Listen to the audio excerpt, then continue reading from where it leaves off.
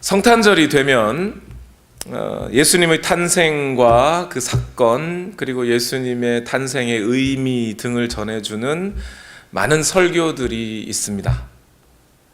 그런데 대부분은, 그 성탄절 설교의 대부분은 우리가 잘 아는 대로 동방박사와 헤롯 대왕의 이야기가 많죠.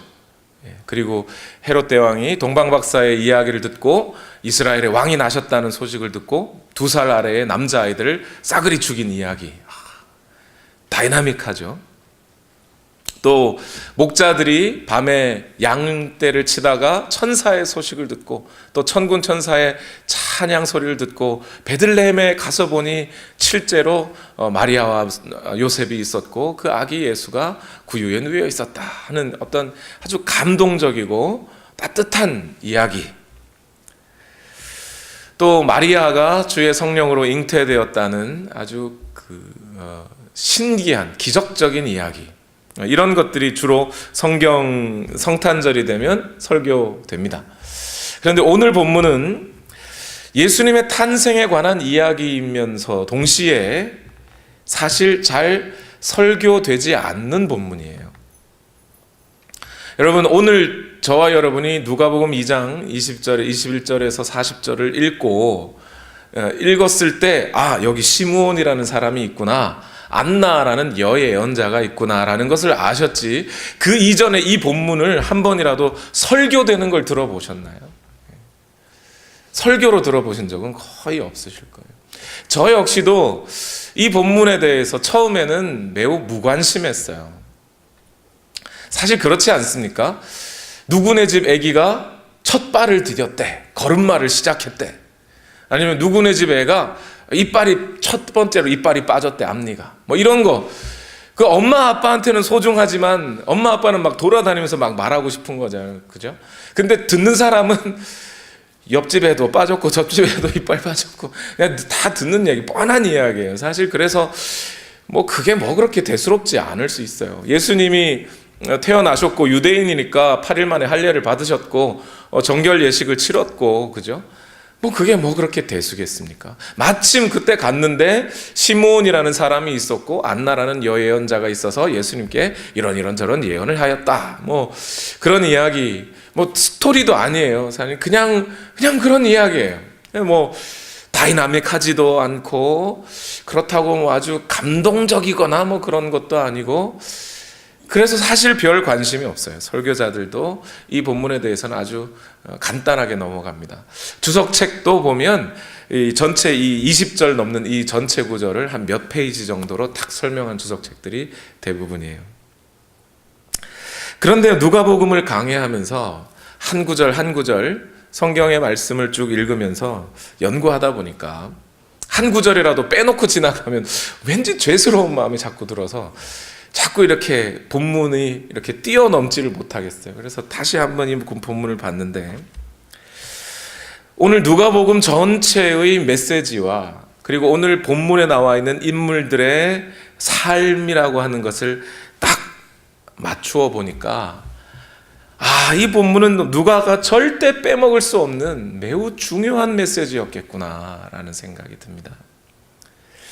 그래서 오늘은 이 본문의 인물들에 나오는 이야기들, 그리고 누가복음 전체의 메시지를 연결지어서 오늘 이 본문이 우리에게 무슨 이야기를 지금 하고 있는 것인지를 같이 말씀을 나누면서 은혜의 시간이 되었으면 좋겠습니다. 먼저 이 본문을 이해하기 위해서요, 한 가지만, 저와 여러분이 조금 어려운 단어일 수 있는데 한 가지만 이해하고 넘어갔으면 좋겠어요. 기독교 변증학이라는 학문이 있습니다. 신학교에서 배우는 여러 가지 과목들이 있죠. 신약, 구약개론, 또는 기독교 철학, 아니면 조직신학 등등등, 윤리학, 이런 학문들이 있는데, 그런 학문들 중에서도 특히 최근에 많이 중요성을 사람들이 인식하고 있는 기독교 변증학이라는 과목 또는 학문이 있어요. 뭐냐면 기독교의 진리를 가능한 대로 최대한 오늘날 기독교의 진리를 모르는 사람들 또는 기독교의 진리를 반대하는 사람들에게 또는 기독교의 진리에 대한 의심을 갖고 있는 사람들에게 가능한 대로 알기 쉽게 변호하며 증명해 보려고 하는 학문이에요. 그래서 변증학이에요. 기독교의 논리를 가능한 대로 논리적으로 이성적으로 설명해서 설득하는 거죠. 특히 그래서 그러다 보니까 기독교의 진리라고 하는 것이 거의 기적적인 사건들로 가득 채워져 있기 때문에 인간적인 이 언어로는 이해하기가 사실 쉽지가 않거든요. 그래서 최대한 논리적으로 설명합니다. 그러다 보니까 이 기독교 변증학 속에는 철학, 과학 또는 수학 이런 학문들의 언어들이 동원되어서 전해지기도 합니다. 안타깝게도 한국에는 이 변증학이라는 학문이 많이 발달하지를 못했어요. 아마 그것은 제가 생각하기에는 한국 사람들의 문화적인 어떤 독특함이 있기 때문인 것 같아요. 한국 사람들은 어려서부터 귀신 이야기 많이 듣고 살잖아요. 화장실 가면 몽달 귀신, 물에 가면 물 귀신, 산에 가면 처녀 귀신 뭐 이러면서 그죠? 귀신 이야기를 참 많이 들어요. 뿐만 아니라 이 조선 고조선이 건국될 때 뭐가 뭐로 변해요? 곰이 쑥과 마늘을 먹고 동굴에서 100일을 지냈더니 사람이 되더라. 뭐 이런 이야기를 얼마든지 듣고 사네요. 토테미즘, 샤머니즘적인 이야기들을 한국 사람들 많이 듣고 살아요. 그러니까 하나님이 사람이 되었다라는 말을 하면 한국 사람들은 쉽게 믿어요. 그게 뭐 그렇게 어렵게 받아들일 문제는 아니에요. 근데 서양 사람들은 그게 되게 어려운 문제예요. 하나님이 사람이 된다. 이건 영적인 존재가, 순수한 영적인 존재가 물질을 입고 들어온다. 이런 말을 하려면 그냥 하나님이 사람이 됐다라는 언어로는 이해가 잘 안 돼요. 그래서 뭐 형상이 뭐니, 진료가 뭐니, 뭐 이런 이야기를 막 섞어줘야 이해가 되는 사람들이에요. 그래서 이 변증학이라는 학문은 주로 서양에서 많이 발달했어요. 그러니까 그리스도의 신성과 인성에 대한 토론, 뭐 이런 것들 봐도 한 동양에서는 뭐 이해가 쉽거든요. 아, 저 사람이 하나님 아들이래. 그럼 금방 믿어요. 믿을 수 있어요. 자, 그런데 제게 만일 누군가가 그러면 기독교 역사 중에 최초의 변증학자가 누구냐라고 물으신다면 저는 누가 뭐라 그래도 그 사람은 누가라고 대답을 할 겁니다. 우리가 누가복음을 읽고 있으니까요. 여러분, 성경의 기자들은요 대부분이 다 유대인들입니다. 바울도 유대인이고요, 베드로도 유대인들이고 주로 그 유대인들에게 이 예수 그리스도를 전했어요. 그러다 보니 유대인들이 유대인의 언어로 많이 썼죠. 물론 바울과 같은 경우 이방인들에게 복음을 전하면서 유대인들이 쓰지 않은 언어, 예를 들면 그리스 아테네에서 바울이 복음을 전할 때 유대인들의 언어로 쓰지 않았죠. 상당히 철학적인 언어를 써서 설교를 하기도 했습니다. 그런데 본격적으로 그 이방인들에게 예수 그리스도가 누군지, 하나님이 누군지, 그 아들이 무엇인지, 메시아가 뭔지 등등등 이러한 것들을 전혀 모르는 사람들에게 기독교의 진리를 고스란히 전해주려고 모든 노력을 아끼지 않은 사람이 누가라는 사람이고요. 그 누가의 변증학적인 노력의 결과물이 오늘 우리가 읽고 있는 누가복음이라는 책이에요. 특히 이 누가의 시대는 기독교 사상을, 기독교의 진리를 최대한 진정성 있는 진실이라고 알려줘야 할 필요가 있었어요. 그 당시만 해도 유대인들 안에는 기독교 또는 예수교, 나사렛 도당, 그러면 어떤 놈들이요? 저 유대인들을 막 이렇게 소란시키는, 유대인 사회를 소란시키는 아주 나쁜 놈들이라는 인식이 강했어요. 벨릭스에게 붙잡힌 바울에게 더둘로라는 변호인이 찾아와서, 바울을 변호해 준 게 아니죠. 고소한 사람들, 유대인들의 말을 통해서 바울을 고소한 이야기가 있는데, 사도행전 24장 5절 말씀에 보면 이렇게 말해요. 우리가 본 바로는, 유대인의 입장이죠. 유대인이 본 바로는 이 자는, 바울은 연병 같은 자요, 온 세계에 있는 모든 유대 사람에게 소란을 일으키는 자요, 나사렛 도당의 우두머리입니다. 그러니까 유대인들이 봤을 때 기독교인들은 예수님을 믿는다고 하는 예수님의 제자들의 무리는 아주 나쁜 놈들인 거예요. 나사렛 도당이에요. 촌놈 예수를 쫓는 아주 이단적인 사람들이다라고 유대인들은 인식하고 있었고요. 그런 유대인들 사이에 기독교인들과의 갈등을 로마 사람들이 보기에는 쟤들 뭐 하는 건지 모르겠어요. 하는 이야기를 들어보면 죽은 사람이 살아났다는 사람이 안 살아났다 그러고 뭐 하나님의 아들이 어쩌고 저쩌고 이런 얘기를 하니까 로마 사람들이 보기에는 저런 쓸데없는 허황된 족보 이야기나 하는 그런 언어에 관련된 이야기만 나누는 그런 쓸데없는 소리 하는 사람들이라는 생각이 로마 사람들에게는 있었거든요. 그런 로마 사람들에게, 이방인들에게 오늘 누가는 복음을 전해야 되겠는 거예요. 그런데 누가가 복음을 전할 때 누가가 가지고 있는 메시지는 뭔가요? 누가가 전하고자 하는 핵심적인 메시지는 어디에 등장하고 있어요? 누가복음 2장 11절. 천사가 목자들에게 알려주었던 예수 그리스도의 탄생 사건 속에 그 천사들의 언어 속에 이 어떤 누가가 전하고자 하는 예수가 누구이냐 하는 메시지가 딱 담겨 있어요. 같이 읽어봅시다. 시작. 오늘 다윗의 동네에서 너희에게 구주가 나셨으니 그는 곧 그리스도 주님이시다 라는 거예요. 지금 누가가 전하고자 하는 메시지는 뭐냐면 베들레헴 다윗의 동네에 한 아기가 태어났는데, 사람으로 한 아기가 완전히 나약한 상태, 동물들이 짓밟으면 그냥 죽을 수 있는 그런 나약한 상태로 아기가 태어났는데 그 아기가 누구라는 거예요? 온 세상을 구원할 구세주라는 거예요. 뿐만 아니라 그는 그리스도예요. 그리스도라는 말은 이 유대어로 하면 메시아죠. 메시아, 그리스도 같은 뜻입니다. 구약 성경에, 유대인들의 구약 성경 속에 전통적으로 계속해서 유대인의 말씀 가운데 내려오던 메시아, 너희의 죄를 구속하시고 너희를 하나님께로 옮겨주실 그 메시아가 났는데 그가 메시아, 이분이라는 거예요. 그리고 그는 곧 너희의 주인이라는 거예요. 하나님의 아들이면서 이 사실을 지금 누가는 누구에게요? 전혀 그 말이 허황되게 들릴 만한 로마 사람 데오빌로에게 이 말을 전해야 한단 말이에요. 그러니까 누가는 변증을 하고 있는 거예요. 지금 최대한 자기가 알고 있는 모든 지식과 자기가 갖고 있는 모든 꼼꼼함을 동원하여 데오빌로에게 이 예수 그리스도를 전해야 되는 거죠. 이 예수 그리스도로부터 시작되는 하나님의 나라, 이 땅 가운데 이루어질 이 하나님의 나라와 그 나라를 시작하신 예수 그리스도 하나님의 아들에 대해서 전해주어야 되겠는 거예요. 근데 여러분 어떻게 전하실 거예요? 여러분이 누가의 입장이라면 할 말이 있으세요? 누가가 처음에 이제 예수 그리스도의 탄생에 대해서 딱 적어주려고 합니다. 누가 직업이 뭐예요? 의사예요. 의사. 자신의 모든 의사의 지식을 다 동원해서 이걸 딱 전해주고 싶은데 의사의 지식으로는 이게 전달이 안 되죠. 그렇지 않겠어요?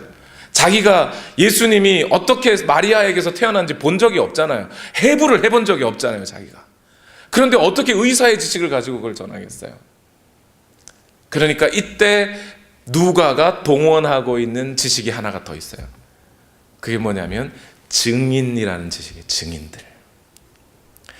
예수가 태어난 그 베들레헴, 그리고 거기서 만난 예수 그리스도를 만난 자들, 그리고 하나님의 메시지를 받아가지고 그가 과연 하나님의 아들이요 온 세상의 구세주이시며 또한 이스라엘을 죄와 속박 가운데 속량하실 자이시며 우리 모든 인간의 삶의 주인이 되시는 분이라는 것을 증언해줄 증인들을 대줘야 한다는 거예요. 누가의 생각은.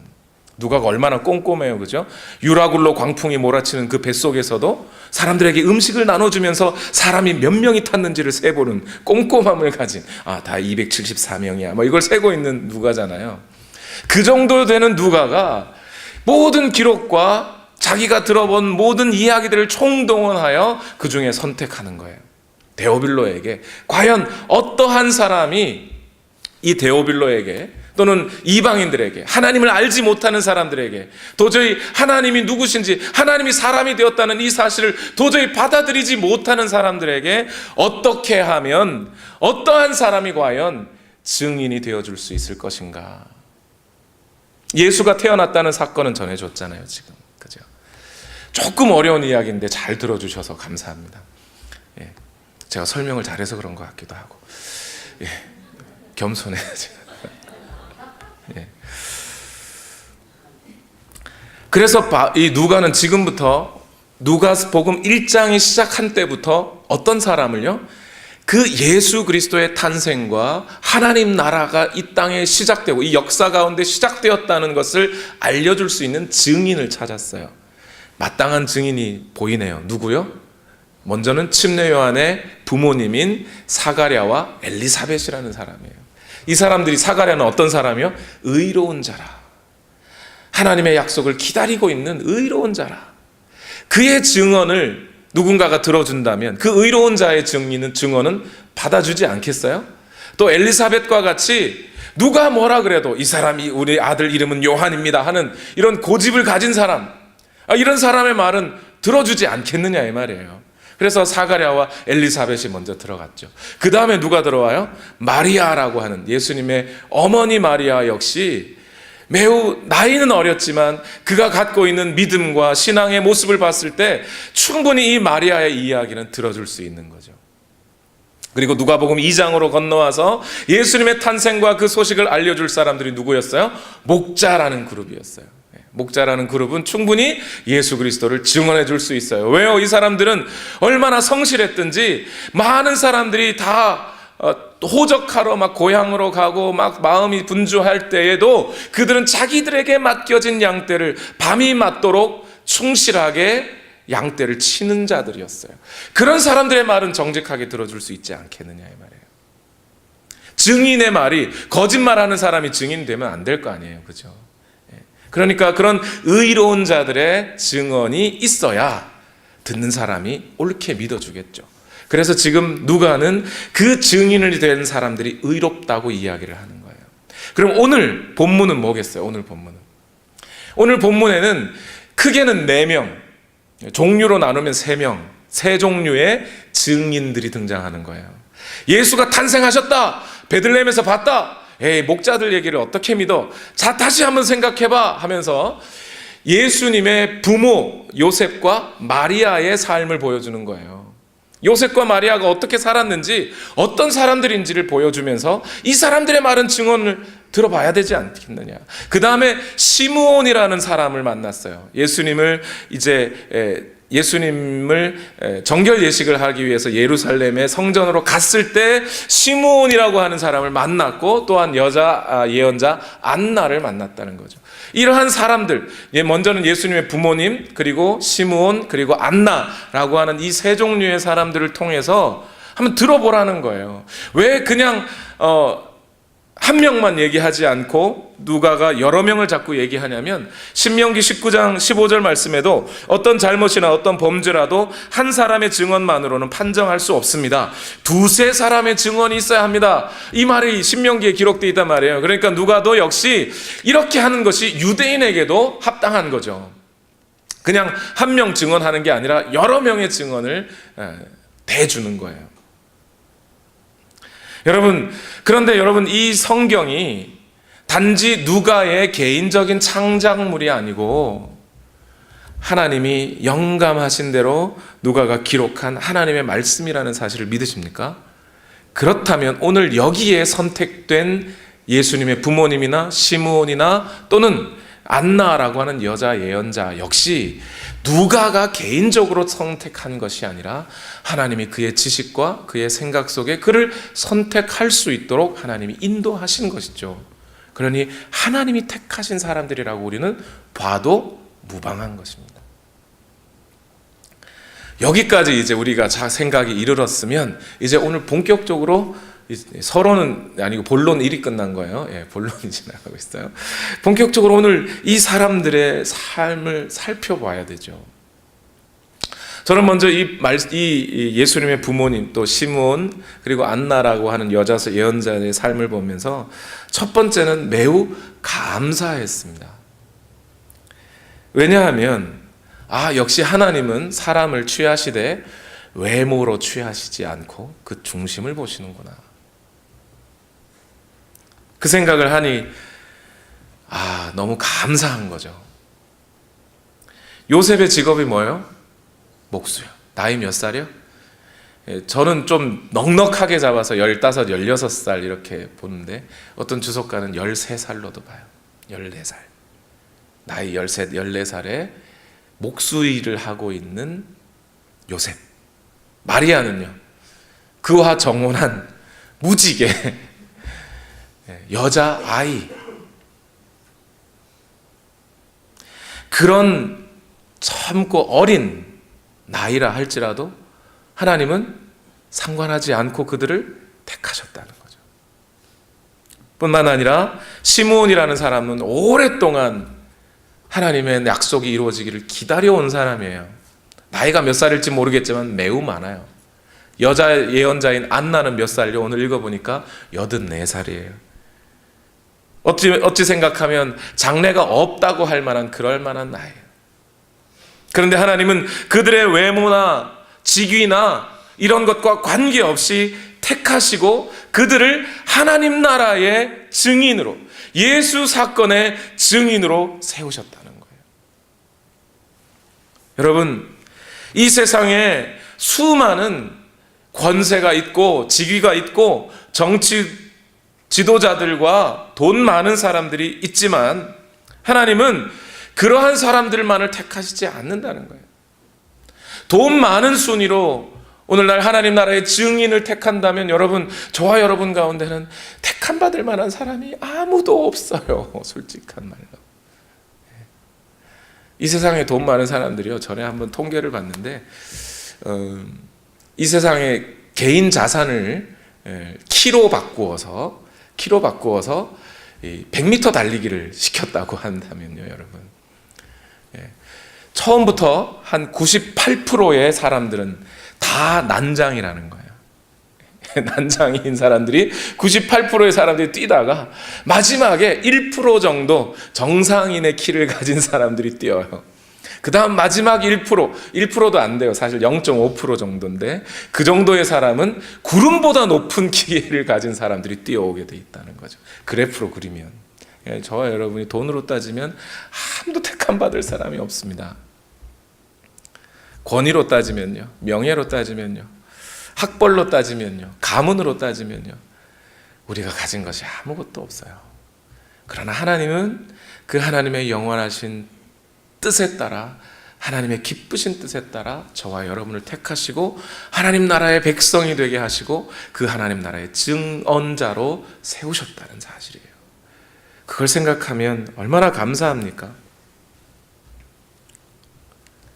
하나님이 우리가 뭐 잘나서 택하신 게 아닌데, 하나님이 마리아를 왜 택하셨어요? 마리아가 잘나서요? 착해서요?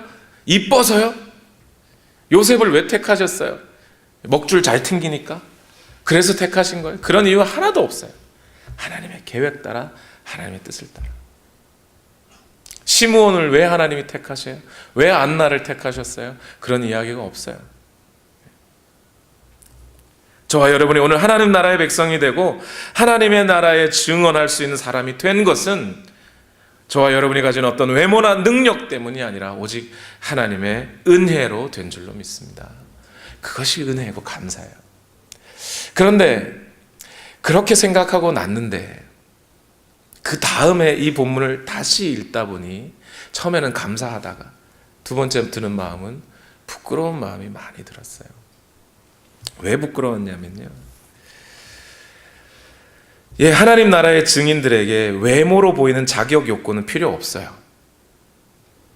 그러나 오늘 누가는 그 하나님 나라의 출발을 알리는 증인들이 일정한 자격이 또한 갖추어져 있더라는 얘기를 또 하는 거거든요. 여러분, 증인들의 말을 앞에서도 말씀드렸지만 거짓말하는 증인의 말을 어떻게 믿겠어요? 마리아와 요셉이 만약 의로운 자가 아니라 말을 꺼낼 때마다 거짓말하는 자들이었다면, 하나님의 뜻에 불순종하는 자들이었다면 어떻게 그 마리아와 요셉이 자기가 낳은 아이가 하나님의 아들이라고 하는 이 말을 믿을 수 있느냐 이 말이에요. 시므온이라고 하는 이 사람이 자기가 갖고 있는 그 마음이 개인적인 욕심이나 이런 것 없이 하나님과 하나님의 나라와 민족을 위해 구하는 그 마음이 있다는 그런 사람이 아니라면 우리가 시므온의 말을 어떻게 들어요?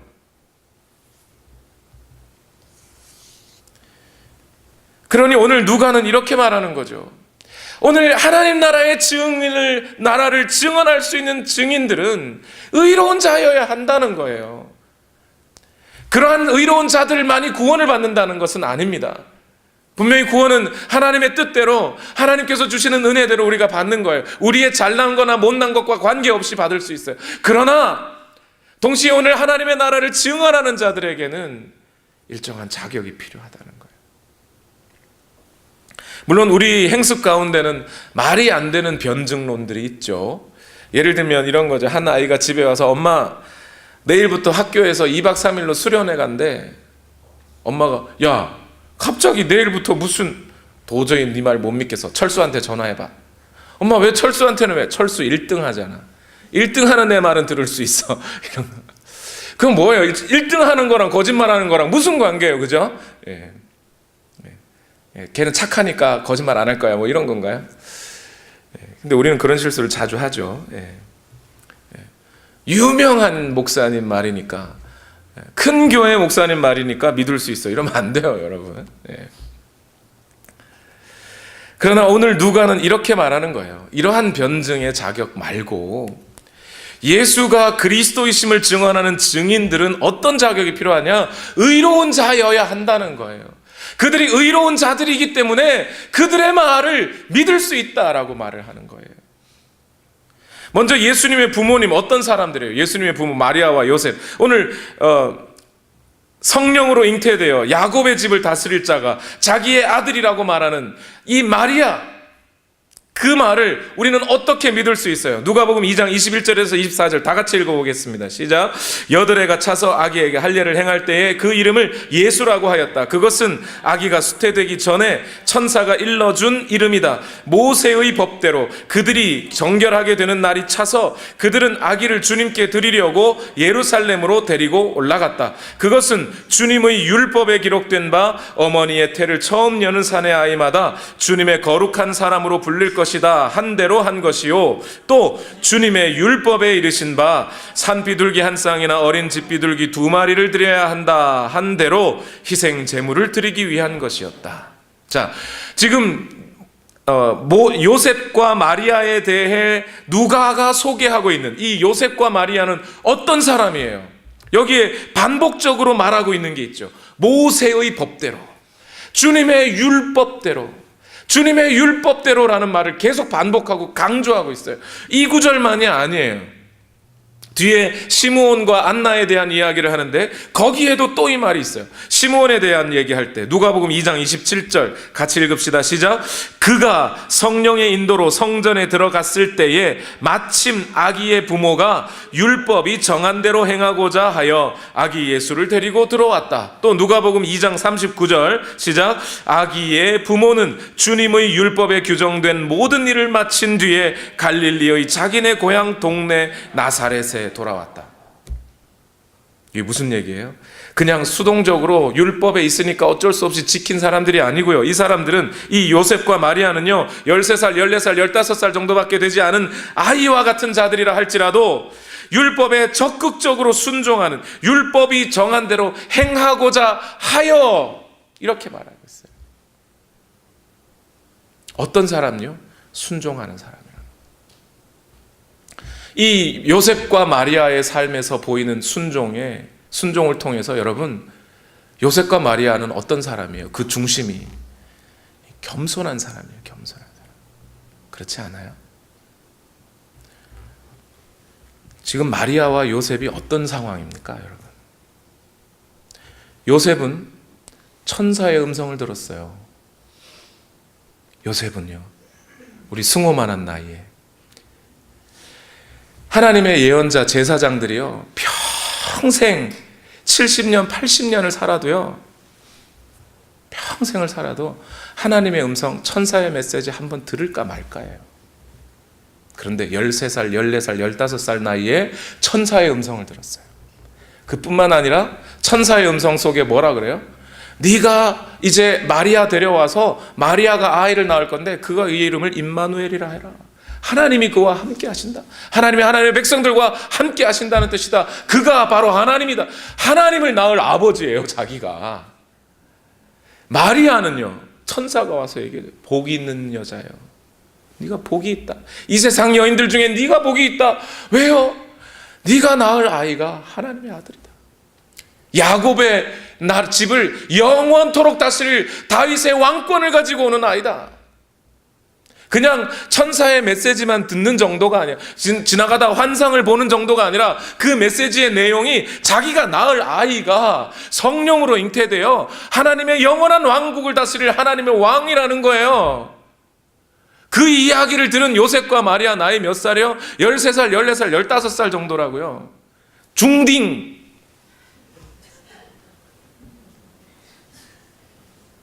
근데 그쯤 된 아이들이 천사를 봤어요. 어땠을까요, 여러분? 마음이 어땠을까요? 교만해지지 않겠어요, 쉽게?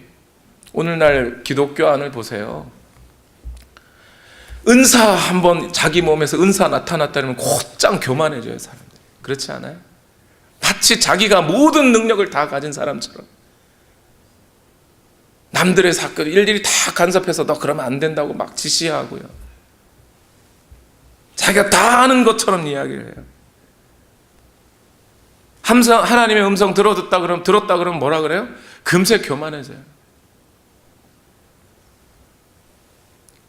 그런데 마리아와 요셉은 어떻게 했다고요? 자기 자신을 하나님의 율법에, 모세의 율법에 순종할 자로 알고 더 순종하였다고요. 더 순종하였다고요. 율법에 순종하였다고요. 야고보서에 행함이 없는 믿음은 무슨 믿음요? 죽은 믿음이라고 해요. 그 행함이 뭐예요? 그게 순종 아니에요, 순종. 행함이라는 것이 뭐 특별한 아주 위대한 헌신을 얘기하는 게 아니잖아요. 하나님의 말씀에 순종하는 것, 그것을 행함이라고 한다고요. 즉 순종이 없는 믿음은 죽은 믿음이라는 거예요. 오늘 이 마리아와 요셉의 태도를 봤을 때 그들은 자기 자신을 순종할 자로 알고 겸손히 낮추어 하나님 말씀 아래 무릎을 꿇는 자들이었다고요. 적극적으로 무릎 꿇는 자들이었어요. 그러한 사람들이 하는 말이에요. 그러한 사람들이 하나님 나라의 증인이 될 수 있다는 말이에요. 오늘날 그런데 왜 그렇게 교회에서 직분을 맡았다고 하면 다들 왜 그렇게 금세 교만해지는지요? 똑같이 전도사로 고생하던 사람도 어쩌다가 기회가 주어져서 먼저 목사가 되면 목에 힘이 들어가고 다른 전도사들을 자기 아래에 있는 사람으로 취급해요. 그러면서 교회에서 굳은 일 또 같이 해야 할 설거지 청소하면요, 안 해요. 전도사들이 할 일이지 목사들은 할 일이 아니래요. 왜 그런지 모르겠어요. 왜 교회에서 직분이 주어지면 장로님이 되시고 안수 집사님이 되시면 먼저 자기가 섬길 자라고 생각하고 하나님 말씀에 순종할 자라 생각하고 내가 더 예배해야 할 자라고 생각하고 내가 더 기도해야 할 자라고 생각하지 않고 나는 예배에 빠져도 되는 사람이라고 생각하는 거죠. 왜 나는 기도 안 해도 되는 사람이라고 생각하는 거죠? 이해를 할 수가 없어요.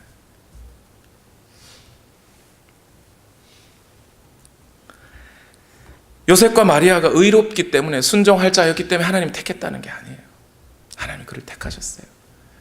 그러나 그들이 전하는 말과 그들의 삶을 통해 예수가 그리스도라는 것을 알 수 있기 위하여 그들은 하나님의 뜻에 순종하였다는 거예요. 오늘 우리의 삶이 어찌해야 될지 여러분 느껴지지 않습니까? 이 어린 요셉과 마리아 앞에 부끄러워지지 않더냐. 시므온이 보여주는 증인의 모습을 보면요, 더 부끄럽습니다. 이 누가는 시므온이라는 사람의 됨됨이에 대해서 이렇게 말해줘요. 우리 다 같이 읽어볼까요? 25절, 26절 말씀인데 시작. 그런데 마침 예루살렘에 시므온이라는 사람이 있었는데 그 사람은 의롭고 경건한 사람이므로 이스라엘이 받을 위로를 기다리고 있었고 또 성령이 그에게 임하여 계셨다. 그는 주님께서 세우신 그리스도를 보기 전에는 죽지 아니할 것이라는 성령의 지시를 받은 사람이었다. 자, 시므온이라는 사람, 이 사람의 직업도 안 나와요. 예언자인 것 같아 보이는데 예언자라는 말은 없어요. 예언을 하였다 그랬죠. 근데 예루살렘에 시므온이라는 사람이 살고 있었어요. 그런데 이 시므온이라는 사람이 어떤 사람이라고 말하죠? 25절에 한마디로 뭐라고요? 의롭고 경건한 사람. 이 의롭고 경건한 사람이라는 말의 뜻은 뭐냐면요, 구약 성경에 이건 십계명에서부터 비롯된 말씀이에요. 십계명에 하나님과 관계된 계명들이 있죠. 주 너의 하나님을 하나님을 섬겨라부터 해가지고 1계명부터 4계명까지, 또는 어떤 저는 우리 부흥회 때 목사님 말씀대로 5계명까지도 넣는 분이 있는데, 어쨌든 1계명에서 4계명까지를 하나님과의 관계 를 규정하는 법이죠. 그 관계에서 그 관계를 잘 지키는 사람들을 먼저 경건한 자라고 그래요. 그 안 지키면 뭐예요? 불경건이 되는 거예요. 반대로 이제 5계명에서 10계명까지는 사람과 사람의 관계를 규정한 법이죠. 그 규정한 법을 잘 지키는 사람을 의로운 자라고 말하는 거예요. 안 지키면 불의한 자가 되는 거죠. 그러니까 지금 이 시므온에 대해서 의롭고 경건한 자라는 얘기는 의롭다, 즉 사람과의 관계에서 절대 흠이 없고 하나님의 계명을 잘 지켜낸 사람이다라는 뜻이고, 그 다음에 경건한 자라는 말은 하나님과의 관계에서 역시 흠 잡힐 데 없이 철저하게 잘 지켜낸 자라는 뜻이에요. 의롭고 경건한 사람. 그래서 구약 성경 가운데 아주 잘 그렇게 사는 사람들 있죠. 그러한 사람들을 경건한 자, 의로운 자라고 말해줘요. 그런데 오늘 시므온에 대해서는 경건하며 의롭다 그랬어요. 그 삶이 하나님 앞에 또 사람들 앞에 모자람이 없는 사람이에요. 흠이 없는 사람이에요. 그런데 이상한 게 하나가 있어요. 그렇게 의롭고 경건한 사람, 더 이상 메시아도 필요 없을 것 같은 그런 사람이 고대하고 있는 게 뭐예요? 이스라엘이 받을 위로를 기다리고 있었다. 기다리고 있었다. 메시아를 기다리고 있었다는 거예요. 자기가 의롭고 경건함에도 불구하고 그것으로 만족하지 아니하고 예수 그리스도를 기다리며 구원의 날을 기다리고 있는 그 사람, 그게 하나님 나라를 증언할 만한 사람이라는 거예요. 그런데 여러분, 이 사람이 단순히 자기의 구원만을 위해서 메시아를 기다린 걸까요? 아니에요. 여기 분명히 뭐라고 말해요? 이스라엘이 받을 위로를 기다리고 있었다 그랬어요.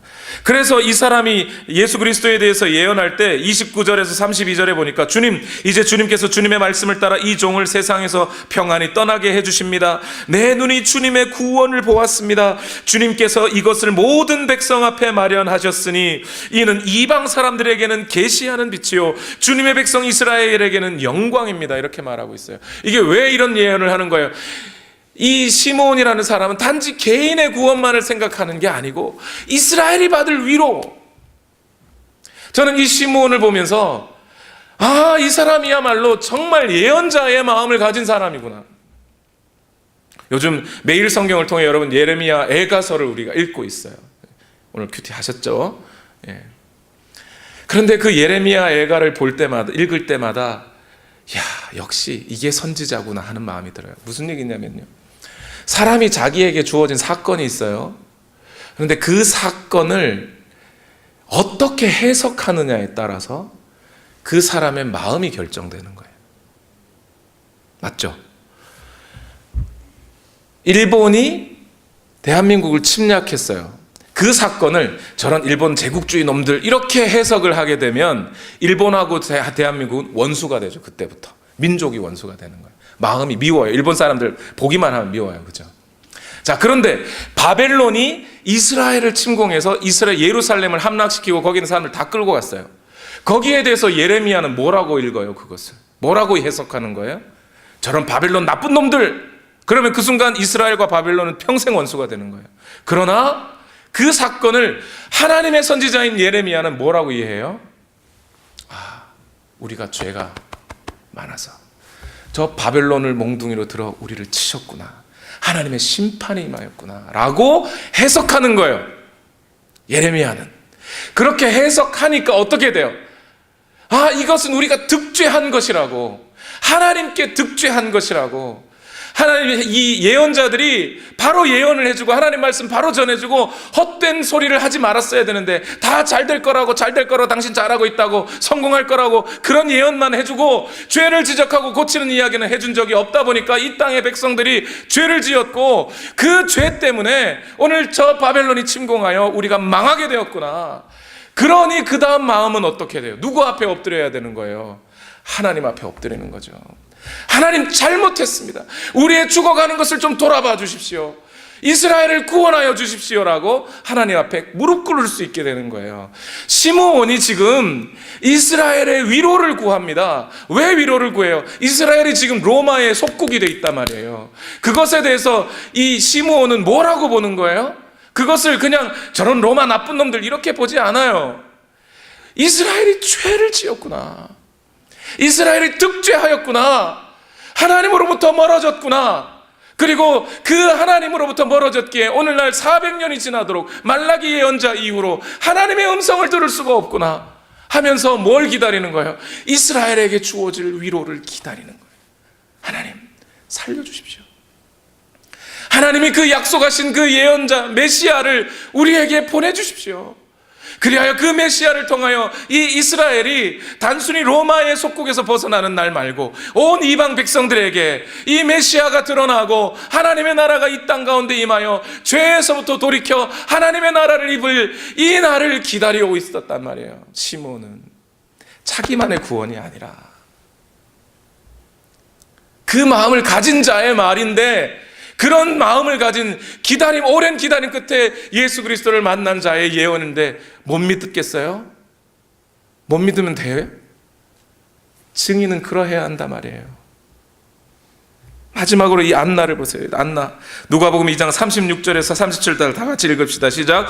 아셀 지파에 속하는 바누엘의 딸로 안나라는 예언자가 있었다. 나이가 많았다. 그는 처녀 시절을 끝내고 7해를 남편과 함께 살고 과부가 되어서 84살이 되도록 성전을 떠나지 않고 밤낮으로 금식과 기도로 하나님을 섬겨왔다. 바누엘의 딸 안나라는 예언자가 있는데, 이 예언자에 대해서는 뭘 얘기를 하는 거예요? 지금 인내를 얘기하고 있어요. 인내를. 처녀 시절을 끝내고, 표현이 좋아서 처녀 시절을 끝낸 거지 결혼했다는 거죠. 예. 그 당시로서는 보통 16살, 15살 이전에 다 결혼해요. 15쯤, 14살쯤 결혼을 했다고 치십시다. 남편이랑 7해를 살았어요. 몇 살요? 넉넉하게 잡아 21살, 22살. 그때부터 몇 살까지요? 84살. 오늘날도 70이나 80세가 되는 게 흔하지 않은데 옛날엔 84살은 더하죠. 84살이 되도록 성전을 떠나지 않고 밤낮으로 금식과 기도로, 밤낮 금식과 기도로 하나님을 섬겨왔다. 인내하며 자신의 인생에 주어진 삶을, 세상에 유혹도 많고 고통스러웠을 그런 인생을 다 버텨내며 금식과 기도로 하나님을 섬겨온 그 여예언자의 말이면 믿을 수 있지 않겠습니까? 오늘날 우리의 모습은 어떠한가요? 60년 넘도록 과부로 살며 금식과 기도로 하나님을 섬긴 이 여예언자의 삶에 비하면 오늘 우리의 삶은 잠시 스쳐 지나가는 고난도 인내하지 못하지 않고 있지 않나요? 예수님을 믿는 것으로 주어지는 고통도 제자들은 기뻐서 우리에게서 드디어 고난이 생겼구나 하였다는데, 조그마한 고난만 찾아와도 하나님 앞에 불평불만하며 하나님 왜 내게 이런 고난을 주셨습니까? 그런 불평불만이 섞인 삶을 살면서 그 불평불만을 가지고 예수 그리스도를 증거하면 하나님의 나라를 증거하면 사람들이 뭐라 그러겠습니까? 야, 너나 하나님 나라를 좀 살아. 나한테 전할 생각하지 말고. 그러지 않겠느냐 이 말이에요. 그러나 인생의 60년 이상을 과부로 살며 그것을 하나님 나라에 속한 것을 기대하고 고민하고 그렇게 기대하던 여자 예언자가 드디어 예수 그리스도를 통하여 하나님의 나라가 임하기 시작하였다고 이야기하면 믿어줘야 되지 않느냐 이 말이에요. 여러분, 저는 오늘 여러분의 삶에 극단적인 헌신이나 그런 거 하셔야 복 받는다 뭐 그런 얘기를 하는 게 아니에요. 그러나 오늘 우리가 하나님의 나라를 살고 있고 예수 나의 첫사랑 되시네, 오직 주만 바라보며 주만 선포하리라 라고 말할 때, 그렇게 찬송할 때 먼저 우리는 돌아봐야 돼요. 오늘 우리의 선포가, 오늘 우리의 찬송이 저 믿지 아니하는 자들이, 하나님을 알지 못하는 자들이, 하나님에 대해서 의심을 갖는 자들이 우리의 선포와 우리의 찬양을 들었을 때 에이 너나 살아, 너나 하나님 나라를 살아, 나한테 뭐라 그러지 말고, 이런 소리를 듣지 않으려거든. 저들이 과연 오늘 우리의 선포를 듣고 아, 하나님은 살아계시구나, 하나님의 나라는 진짜 있는 것이로구나 라고 하려면 먼저 오늘 우리에게 의로운 삶이 있어야 한다는 얘기예요. 마리아와 요셉과 같은 그런 하나님의 법에 철저하게 순종할 줄 아는 사람들이 예수 그리스도는 주인이라고 선포할 수 있는 거예요. 시므온처럼 자기만의 구원을 생각하지 아니하고 이 땅에 죽어가는 영혼들을 보며 아파하는 마음을 가지고 삶을 바로 해석해낼 수 있는 눈을 가진 자라야 비로소 하나님의 나라를 선포할 때 아, 하나님의 나라는 과연 여기에 임할 수 있구나, 나도 저 사람처럼 예수 그리스도 믿고 하나님 나라를 경험할 수 있겠구나 할 수 있는 거라는 거예요. 안나와 같이 인내할 수 있는 자라야 오늘 우리가 선포하는 하나님 나라의 말씀에 이 세상 사람들이 신뢰를 가져줄 수 있다는 말이에요. 오늘날 교회가 이 삶을 보여주지 못한 채 말만 번지르르 하고 자기가 복받은 것만 복받았다고 자식 복받았고 뭐 물질도 복받았고 저 사람은 뭐 부인 복을 얻었고 무슨 뭐 이런 복 얘기만 실컷 하고 있으니까 이 세상 사람들이 볼 때 기독교인들은 저런 이기적인 사람들, 지복만 알아, 지복만. 자기 돈만 벌면 다인 줄 알아요. 그래서 손가락질 하는 거예요.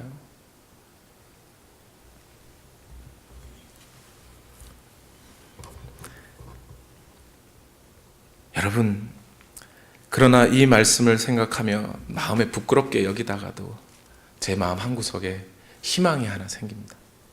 희망의 끈이 있어요. 저 자신, 저도 보면서 아이고 니나 설교할 때 그런 소리 치지 말고 니나 잘 살아 이렇게 속으로 생각하는데요, 그렇게 부끄럽다가도 한 가지 소망이 있는 것은 시므온이 어떻게 그렇게 하나님의 나라를 이해하고 기다릴 수 있었죠? 안나가 그렇게 어떻게 인내할 수 있었죠? 주의 성령이 함께 계셨기에. 오늘 본문은 계속해서 성령이 그들과 함께 계셨다 그래요. 오죽하면 성령께서 시므온아, 내가 너 죽기 전에 반드시 이날 온다는 거 약속해 주마 했어요. 얼마나 시므온이 기대했으면 주의 성령이 그런 약속을 해주셨을까요? 그런 성령이 우리 가운데 인치시고 보증하시는 역사가 있다면 우리는 인내할 수 있고 하나님의 나라의 시야를 넓힐 수 있고 순종할 수 있게 되는 거죠. 우리 시간 다 같이 함께 기도하십시다. 우리 이 말씀을 기억하며 먼저 우리의 삶을 돌아보며 여기 인물들 한 사람 한 사람, 마리아와 요셉, 시므온과 안나, 이 사람들을 돌아보며 오늘 우리가 과연 어떻게 살고 있는지를 좀 돌아봤으면 좋겠습니다. 하나님의 나라는요, 물질로 선포되는 게 아니에요. 하나님의 나라는 이 세상의 명예나 이 세상의 권세나 이 세상의 학벌이나 그런 것으로 선포되는 게 아니에요. 하나님의 나라를 살아가는 그 하나님 나라의 백성들의 그 의로운 삶을 통해 그들이 증언할 때 이 세상의 사람들이 변화되는 거예요. 오늘 우리는 그러한 하나님 나라의 증인의 삶을 살아가고 있는 것인지, 오직 성령이 너희에게 임하시면 권능을 받고 예루살렘과 온 유대와 사마리아와 땅끝까지 이르러 증인이 될 것이라고 하셨는데, 오늘 우리는 예수 그리스도의 증인으로서의 능력이 있는 것인지, 어려움을 이겨내고 인내하고 악과 싸워 이기며 하나님의 말씀에 내 이득 앞에서도, 불법의 이득 앞에서도 과감히 하나님의 말씀을 순종할 수 있는 그런 능력이 오늘 내게 있는지 우리 다 같이 돌아보며 함께 기도합시다. 주여, 내게 이 능력 있게 하여 주옵소서. 의로운 삶을 살아낼 능력을 허락하여 주옵소서. 우리 시간 다 같이 함께 기도하겠습니다. 살아계신 아버지,